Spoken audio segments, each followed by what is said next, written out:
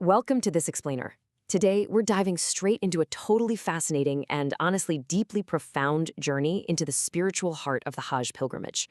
Now, for millions of people around the world, this is a massive physical undertaking. But here's the thing. According to classical Islamic scholars, if you're only looking at the physical movements, you are entirely missing the point. So we're going to unpack the incredible inner secrets of the Hajj. And, absolutely crucial here, we're going to look at the classical remedies for the spiritual illnesses that pop up when we lose sight of its true meaning.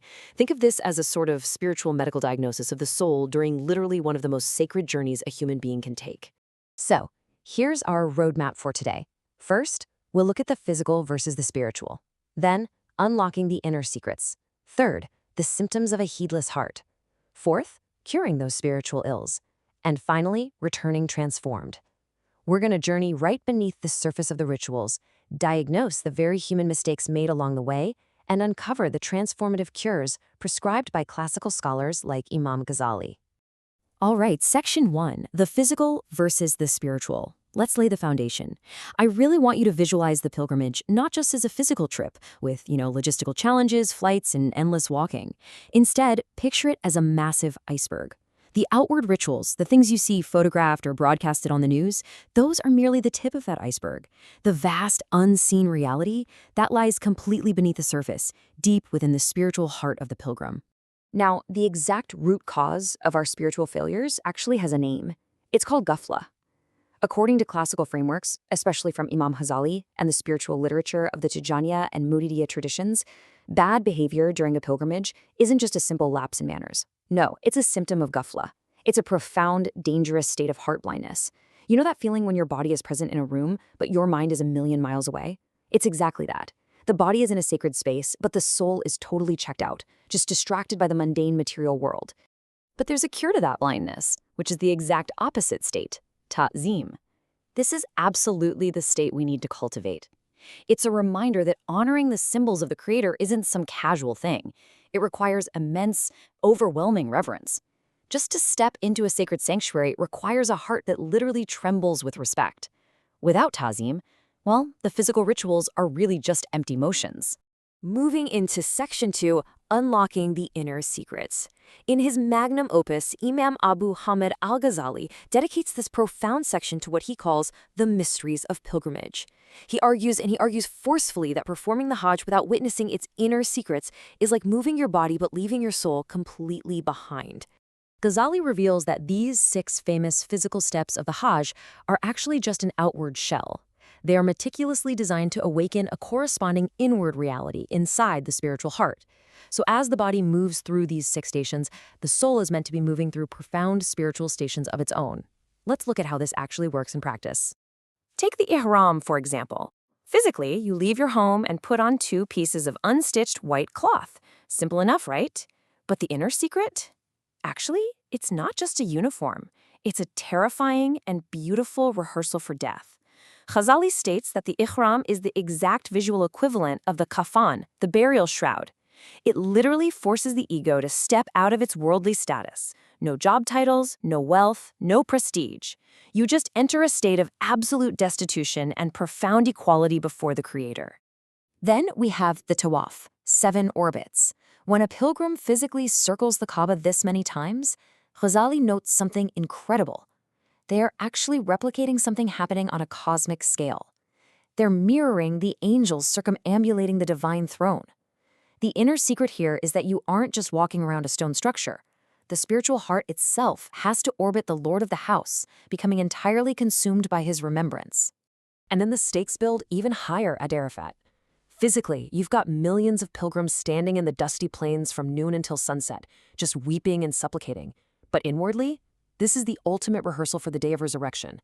Seeing those vast, chaotic throngs of humanity wrapped in white shrouds, speaking all different languages, crying out to the heavens, it's literally meant to evoke the absolute terror, awe, and realization of complete poverty before Allah's majesty. This foundational Quranic verse really solidifies what Ghazali is teaching here. It makes it explicitly clear that venerating these staggering inner realities isn't about how much physical endurance you have. Not at all. It is entirely dependent on the piety and the spiritual condition of the pilgrim's heart. Which brings us to Section 3, Symptoms of a Heedless Heart. Having established this incredible, awe-inspiring ideal of the Hajj, what happens when we fail to maintain this talzim? Well, we're going to look at the spiritual diseases that corrupt this sacred state, acting as a profound disrespect to the sanctuary itself. The Quran sets incredibly strict boundaries for the pilgrimage, specifically banning disobedience and disputing. You might be wondering, why so strict? Well, it's because bringing worldly sins into the sacred precinct massively magnifies their gravity. Imam Ghazali explains that committing a sin in the sanctuary isn't just a regular everyday mistake. It represents sheer audacity against the divine in his own house. Think about it. You wouldn't misbehave in the palace of an earthly king, right? So doing it here is considered a catastrophic spiritual failure. So when we fail to grasp those inner secrets we just talked about, our ego stubbornly refuses to let go of the material world. And that results in highly destructive, very human behavioral ills. We see pilgrims arguing over space, backbiting others, maintaining illicit attachments, like, secretly texting an ex-partner while in the sacred state, failing to thank the people who helped them get there, and even abandoning their religious obligations right after they return. These aren't just bad habits, guys. They are glaring symptoms of a heart deeply infected with Jafla. But listen, it's not all doom and gloom. Section 4. Curing the spiritual ills. Fortunately, the classical traditions don't just leave us wallowing in despair. Scholars from the Tijaniya, Muridiyya, and of course Imam Ghazali act like spiritual physicians. They don't just diagnose the diseases, they provide a rigorous, highly actionable regimen for purifying the soul and fixing these exact mistakes. These scholars offer a direct spiritual prescription. They link every single failure of a ritual to a specific, actionable cure. It's this comprehensive system of purification of the soul. Let's break down exactly how a pilgrim is supposed to medicate their spiritually sick heart. Let's look at arguing and backbiting. Classical scholars note that backbiting actively extinguishes the light of faith. And get this, it literally transfers your hard-earned good deeds to the victim you're gossiping about. Because the disease is that severe, the strict cure requires enforcing samt, absolute fasting of the tongue. You have to force yourself into silence, speaking only when absolutely necessary. And even more daunting, you must urgently seek out the wronged party and ask for their forgiveness, because the divine won't forgive a sin against another person until that person forgives you first. Now consider the cure for worldly attachments. Just imagine a pilgrim chanting, "Here I am, O Allah," while secretly texting an ex-partner. It means the ego has outright refused to detach from illicit worldly desires. The remedy here is tajreed, or spiritual detachment. It requires a violent, decisive severing of that avenue of sin. You've got to cut off communication entirely and seek deep forgiveness for bringing the impurity of worldly desire straight into the sacred state. We also see the disease of ingratitude. Many pilgrims are sponsored or helped by others to make the trip. Forgetting the human means of your blessings is diagnosed as spiritual blindness.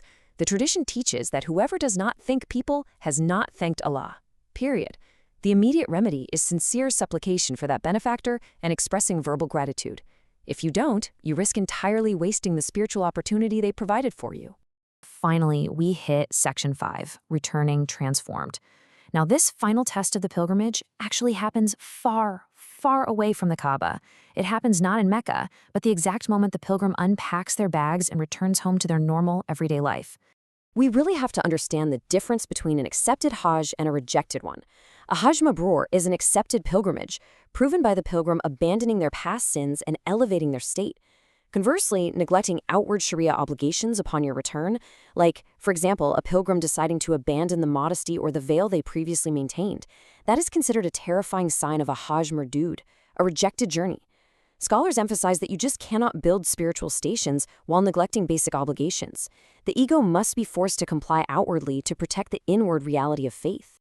But hey, if you recognize these failures in yourself, scholars tell us not to look at our mistakes with despair. Don't do it.